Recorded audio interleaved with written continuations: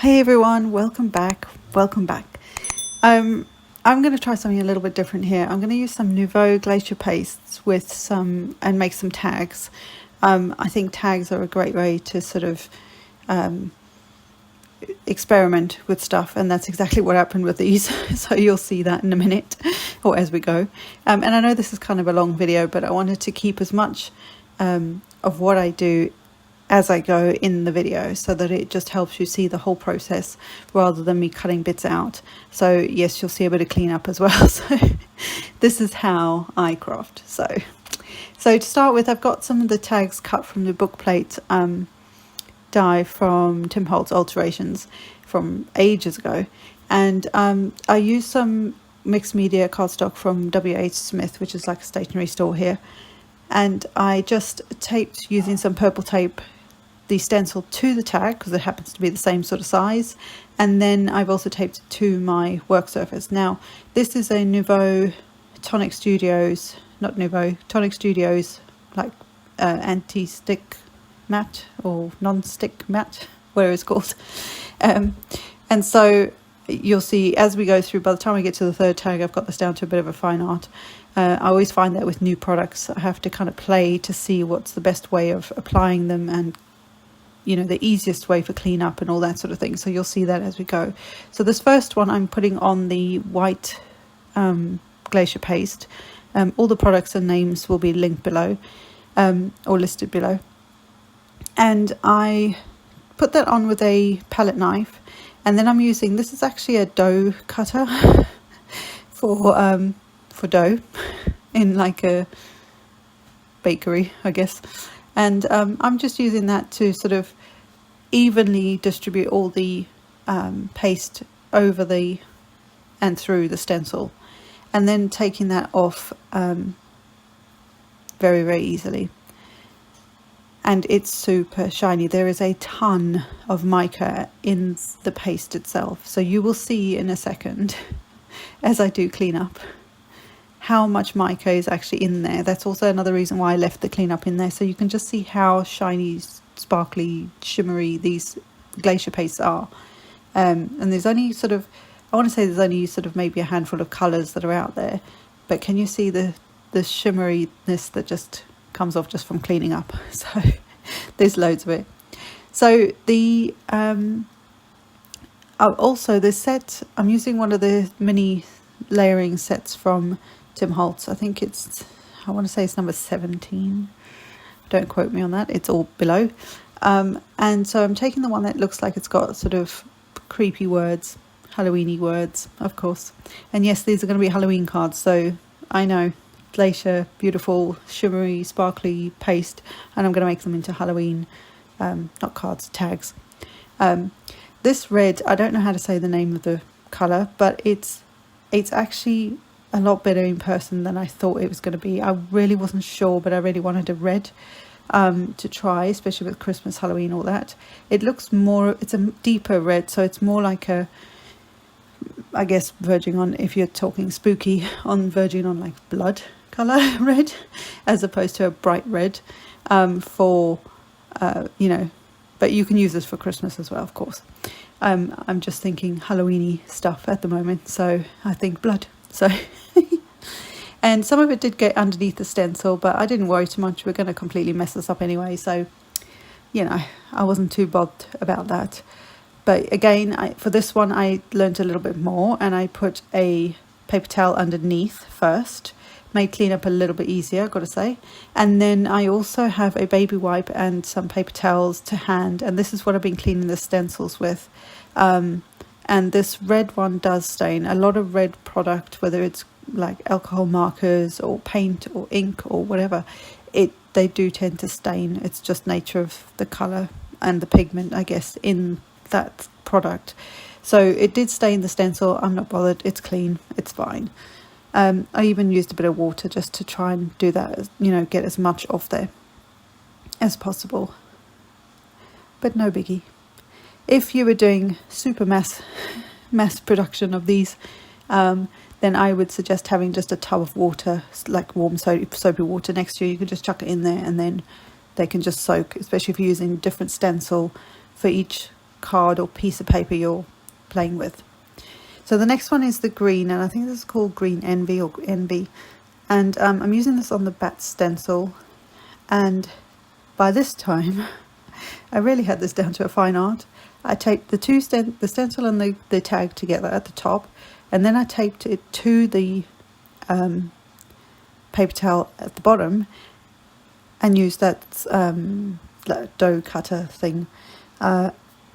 Super easy, super quick. I should have done this at the beginning, but this is experimental for me as well. So this is where I can show you what I've done to learn, and you guys can do it as in the third tag, just to save yourself a bit of time. But by all means, just play with it.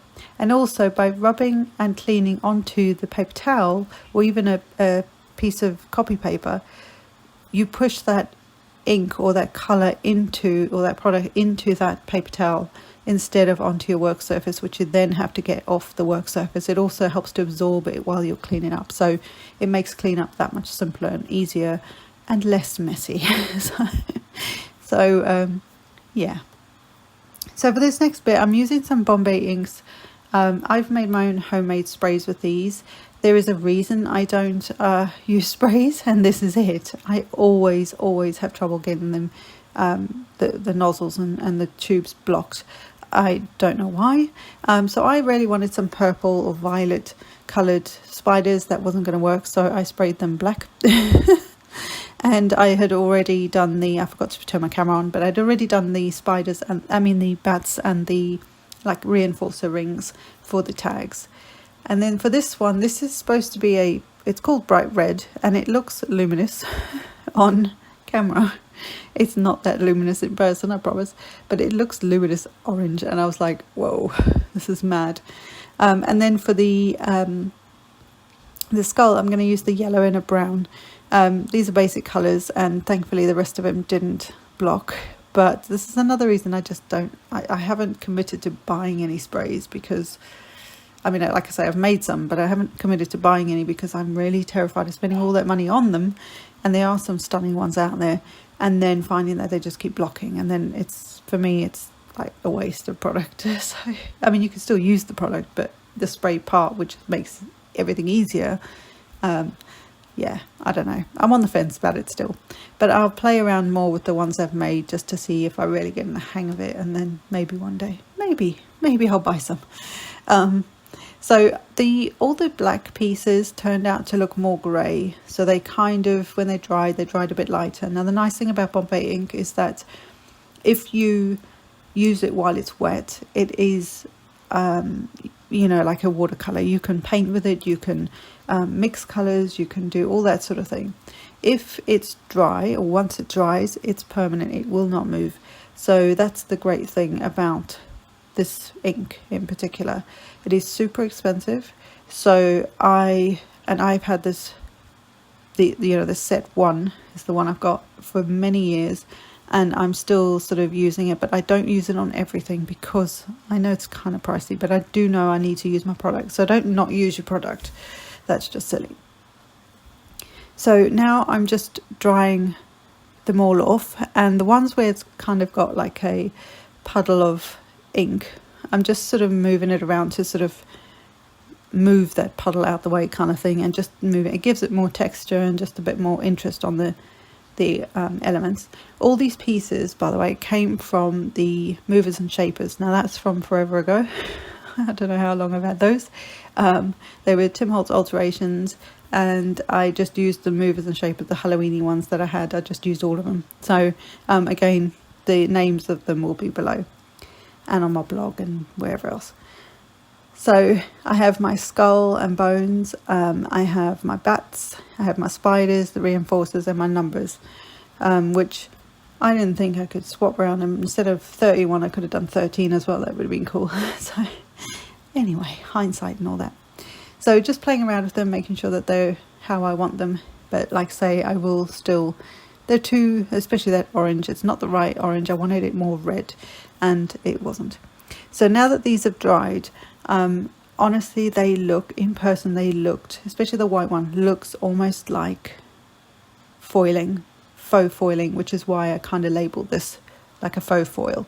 Now the interesting thing was, when I went to use my brushed corduroy ink, distress ink, over this tag with the white paste on it, the paste absorbed it, the colour. So I tried to rub some of it off and it didn't want to come off. So I thought, well, that was really interesting. But weirdly, it absorbed the colour, but even when I spray it with water, it still reacts. So the ink, although I couldn't rub the ink off, it still reacted and I could get it off that way. So it was a bizarre thing, but it's still shiny. That was the other cool thing. It was still very shiny in the background. So I ran with it because this is a total experiment. So I thought, well, let's just keep going. So I decided to ink all of it, of all three of them, because obviously when you're dealing, when you want to do some distress, vintage, I call it messed up stuff, you kind of want that, and that grungy kind of look. Everything needs to be inked within an inch of its life, amongst other things. So these are from the Halloween Ephemera pack from 2020, and are they from 20? Yeah, they are from 2020. I forget what year I'm in. Anyway, they're a Halloween pack from Tim Holtz, from I'm sure it's 2020, and so I've just dragged out a couple of the little like ticket type style things out of there, and then I'm also inking not only those pieces but also the numbers, but everything basically, the spiders, the bats, the reinforced rings, the skull and bones. It just, all of this adds like extra interest and textures and all that sort of thing in the for those things, or in the background. And it's layers on layers on layers. As long as you dry each layer before you add the next layer, you'll have all this interest in the background.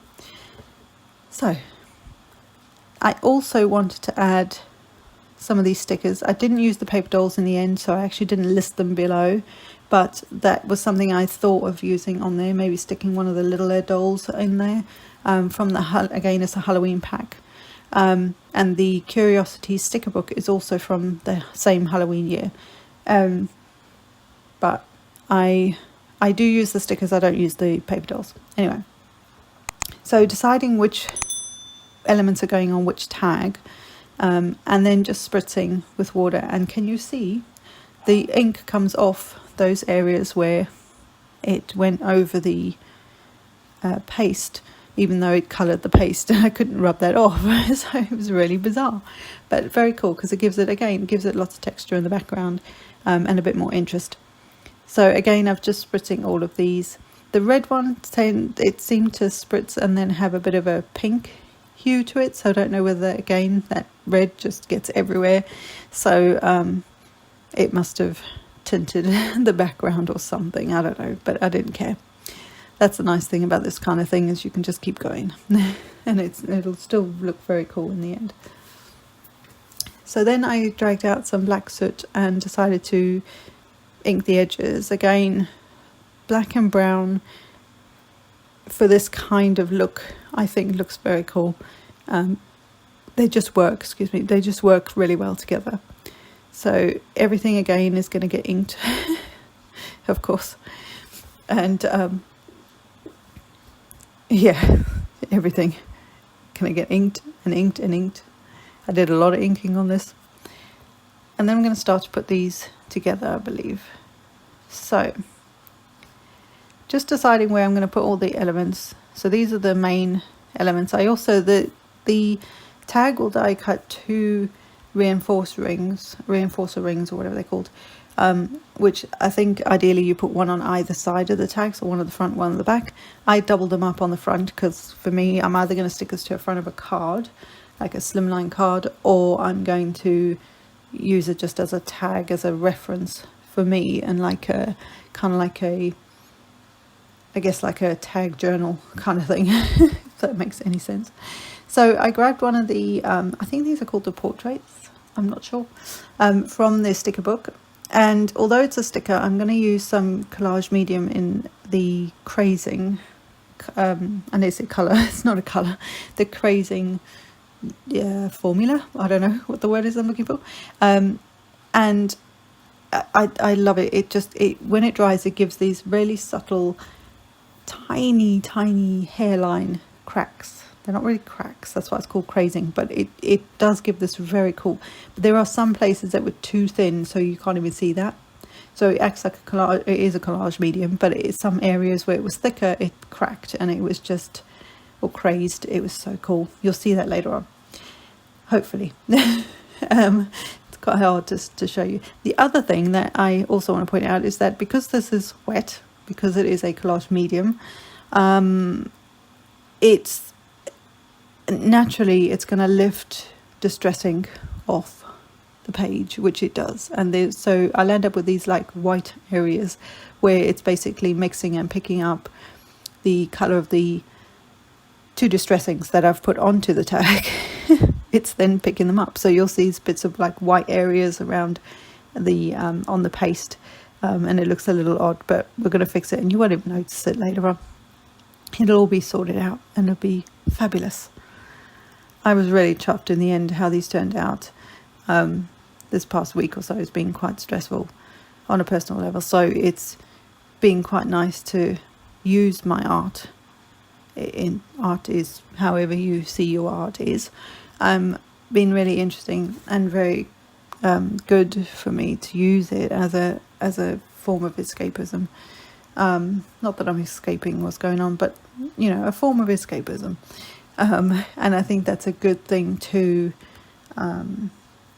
It's a good outlet. I've said that before on numerous videos about using art as a way to get your emotions out, if that's what works for you. If you like writing, then that's what you should do.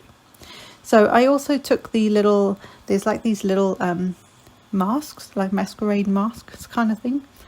Maybe not masquerade, but little masks, and they actually fit the little people, and I think it's so cute. So I mean, it's spooky. It's not cute, is it?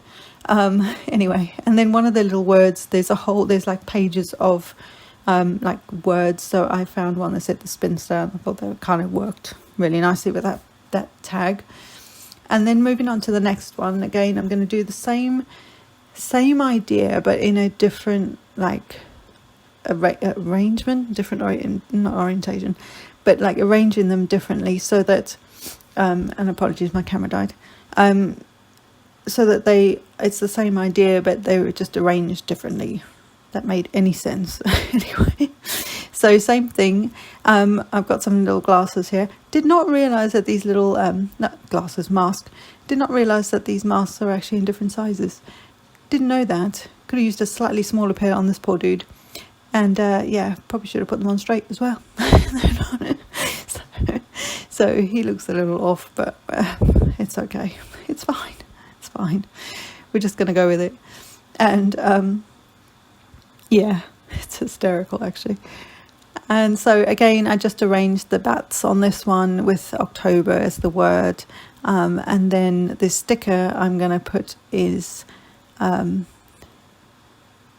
I can decide where I want to put it, says One Wicked Beast. I thought that was quite cool. So yeah, so there's the next one. And each time I'm doing this, I'm adding some collage medium at the back and then over the top of it to seal it into the piece of cardstock or whatever you're putting it over. So that's what I've been doing. Again, for this one, just trying to decide where I want to put the again, another portrait and also the words, because I didn't want them to all be in the same orientation. Is that the right word? I wanted them all to look and be slightly different. So I was trying to find the best way, especially with this last one, to find, I couldn't, which way to put the word. It's a bizarre thing, but I don't know. It took me a minute to do that. So I did that, and then I'm going to stick the portrait on there as well. And again, just making sure that it's sort of in an orientation that makes sense for me, because this might not make sense for someone else. And then putting the rings on, and again doubling them up on the front. I just thought it gave it lots of extra dimension on the front there. And now I've gone between using the brush to add the little pieces on, and using my finger as well. You probably shouldn't put your finger into the pot, but I don't worry about things like that anymore because life's too short. So I just, if my pot gets infected, I'll just buy a new pot. So anyway, so also putting the little mask on her. I just think she looks so cool. And then of course putting some collage over the top. Like I say, they are stickers, but I just wanted them to really not move. And that's one of the really good things about collage medium is that you don't have a ton of time to move it around. So if you like that sort of being able to put things like nicely in place, then use something else. But if you're happy to just go with the flow, and this is actually helping me to just do things rather than sitting there for ages going, do I want it there? Do I want it there? No, let's move it there. No, you don't have a lot of time to think that, so you just do it. And that I love about it. So once these had completely dried, took a few hours, I think just because my camera completely died on me, like the whole battery, just like that was it. It gave up for the day. I was also filming some other stuff as well. So what I did was I've taken a walnut stain distress crayon and gone into the areas, and I tilted it because, like I say, there were thicker areas of collage medium that it crazed really nicely, and then there were thinner areas that didn't really do much. So I tried to sort of keep looking in the light to see where that crazing was, so that I could then just go over the top with the crayon. And there are areas on here and it just looks fantastic. It's so cool. So I used the crayons anyway over the top just to add a bit of extra depth and a bit more colour and sort of contrast and stuff. But where I picked up the crazing parts, it just looked so cool. I was so chuffed. So Tim obviously does amazing demo videos. I can't talk.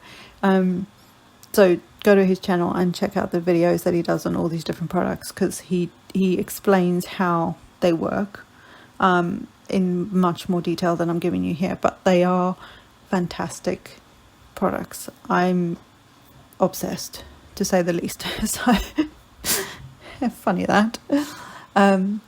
So that's basically what I'm going to do on all three of these, and then I just kept going with the color again, just anywhere I thought I might want some extra depth, and again just checking for where I might have some extra crazing, that because it's one of those things, you put it on and you glue it down, because that's also what it is. It's a glue and a sealant, and you stick it down, and then you forget about it, and then you come back and you think, oh, where is it? So then if you tilt it in the light, you can just see the crazing. And like I say, if it's thicker areas, it really stands out. Like this section in the middle there, next to the three, there was loads there.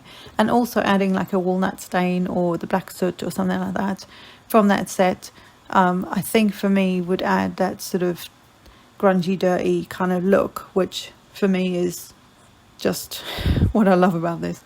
As weird as that might sound, but anyway, we're not going to go there. So yeah, and then just adding again little areas of it just to enrich, that's not even a word. Just to make it more fun. Let's just say that. Anyway, so again, just going through on the third tag, and same thing again, just looking for all the crazing areas, and then getting the crayon on there. Like I say, there's a billion other things I'm sure you can do with a crayon, but this is just one of those things I love. So some of the tags looked like they were a bit like empty in areas, so I decided again to go back with some black soot around the edges, and of course everywhere I had the crazing, the collage medium, it picked that up as another layer, so it gave it a bit more, especially around the rings at the top, those enforcer rings, and then even around the edges and that, it just picks up extra layers of where that glue might have sat, or that collage medium sitting. And again, I'm just going over to rub off the excess, but I don't want to take all of it off, but I just want to get rid of like the excess where I don't want it. So certain areas, like over the photographs themselves, I didn't really want it on there, I don't want to cover them up. I've just sort of spent time. I was going to say perfecting this. There's no perfection here because I'm just winging it. And the more you do that, I think the better they look. But you know what I mean, like just so that they're not covered. I don't want them covered in ink. So again, more cleanup. And this is more or less them. I'm going to re-spritz them all with some water from a distress sprayer. Allow them to sit for a minute or two, and then I will mop up more of that, just so again there's some more texture and dimension in the background. Again, nothing too heavy going, right? just a bit of water. And I think that'll do it. So I will show you each one individually so you can hopefully see some of the texture on that, and hopefully you'll be able to pick up some of the crazing as well as the sort of what I'm calling a faux foiling. It's not foiling at all, it's a paste, but it just gives that look, and it really genuinely looks like foil on the paper, especially if you do a thin enough layer. And then hopefully you'll be able to see some of the actual crazing in the background as well. I'm hoping some of these will pick up so you can see some of that. And maybe if I can get the angle on the photo right when I take the photos, you might be able to see it. But next to the three, you should be able to see it quite nicely in a minute. So right there, that's the ink. The crayon sort of goes into those little crazing crack things. They're not cracks, but they're little crazings. So I hope you've enjoyed this, guys. I hope that you try something like this. Like I say, I've done a few videos now with using tags just to experiment with stuff and see what I can, make, with a few products. I love doing this. I think this is a nice, easy way to do, to experiment with stuff. So I hope you give this a whirl, and I hope you enjoyed this. And we're nearly in fall. In fact, tomorrow is not tomorrow, Tuesday, Wednesday, I don't know. We're in fall. So I hope you enjoyed this, guys, and I'll see you next time. Bye.